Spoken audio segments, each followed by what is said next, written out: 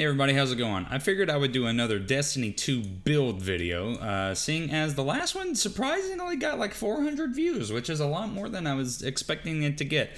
It's been a long time since that video. I think I made it last December, so it's been, 9 to 10 months since then. So it's been a very long time, and there's been a lot of changes in Destiny since then. And I haven't really made a Destiny video since then. So I do still enjoy making Destiny videos on occasion.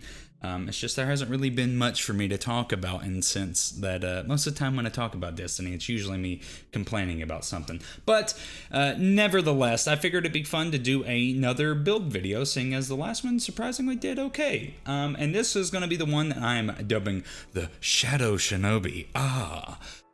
This is a Spectral Blades Nightstalker Hunter build, which is pretty straightforward for the most part.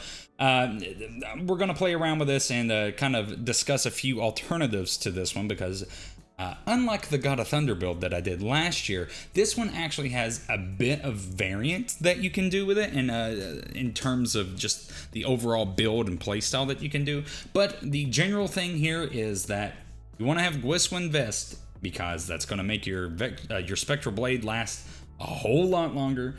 It's a super good exotic. It's like the go-to exotic for Spectral Blades. There's not really a huge list of viable options there for the general play style, I would say. But the main thing here is that we are going for a Japanese Ronin type look. And this is going to be a little bit...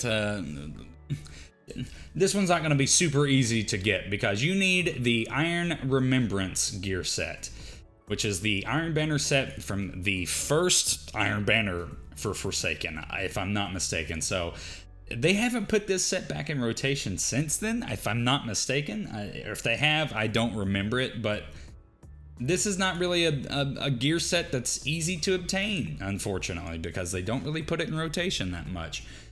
Sadly, because it's a really cool gear set. It's very aesthetically pleasing, and this exotic goes with it outstandingly well, just because it fits the motif and it's perfect for the build. Obviously, seeing as we are a Void class, you're going to want to use some purple shaders. I'm using Ancient Republic on pretty much everything except one of the other ones that we'll get to in a second.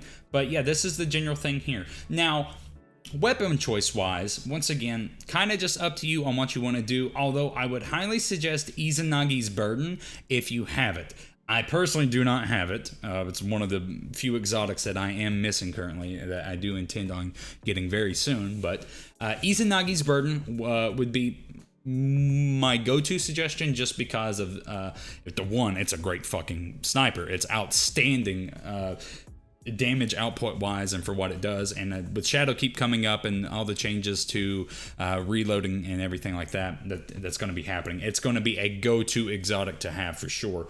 And it just fits thematically. I mean, that's ultimately what it is. Izanagi and Izanami are Japanese legends and Japanese gods, if I'm not mistaken. So like it just fits with the overall motif that we're going for.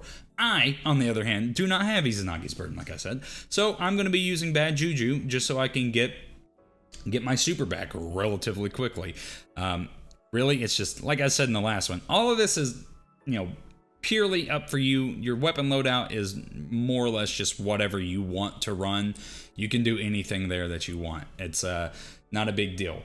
But now here's where some changes might come in with Shadowkeep, because Monte Carlo is coming back. And Monte Carlo, if you don't know, is a Destiny 1 auto rifle that grants a chance for your melee ability to completely recharge and quickens the recharge on your melee ability with anytime you get a kill. So it's super, super good in the sense that if you want some grenade or some melee abilities, i.e. smoke bomb, for Nightstalker, and Monte Carlo would work perfectly fine with any of the Nightstalker subclasses. It doesn't have to be Spectral Blade. If you wanted to be, if you wanted to tether and just do normal Nightstalker, it would work perfectly fine for that as well.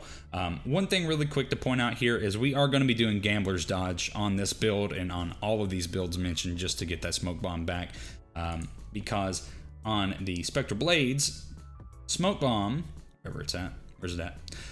This one will grant, it'll do damage over time, which is really great to lock down any kind of like tight situations that you might have through like a doorway or something like that, or just to deal extra damage onto a boss and lock them down.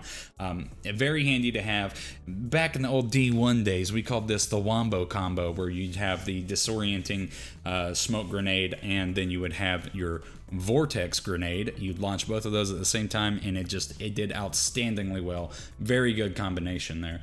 But anyways, Monte Carlo when it comes out, and then something like maybe Ahamkar's Grasp, melee hits reload equipped weapon.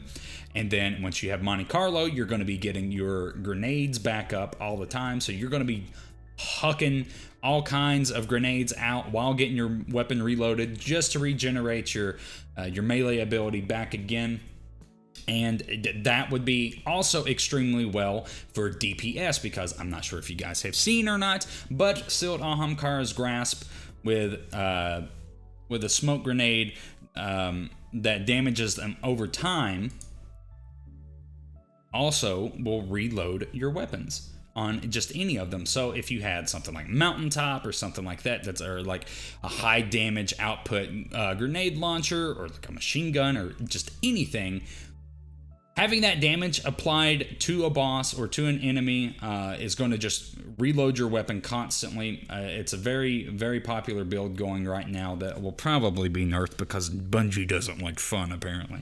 No, it is a little bit broken, and you know, they are trying to get rid of a lot of the auto reloading stuff, as we've seen. But anyways, yeah, that's just going to be generally it for Shadowkeep, especially Monte Carlo, Ahamkar's Grasp. That's going to be a very good build to have, just because you're going to be charging those grenades up like crazy, and that's going to give you all kinds of capabilities for DPS when it comes to, you know, getting any heavy weapon, or just any weapon in general, your ammunition back.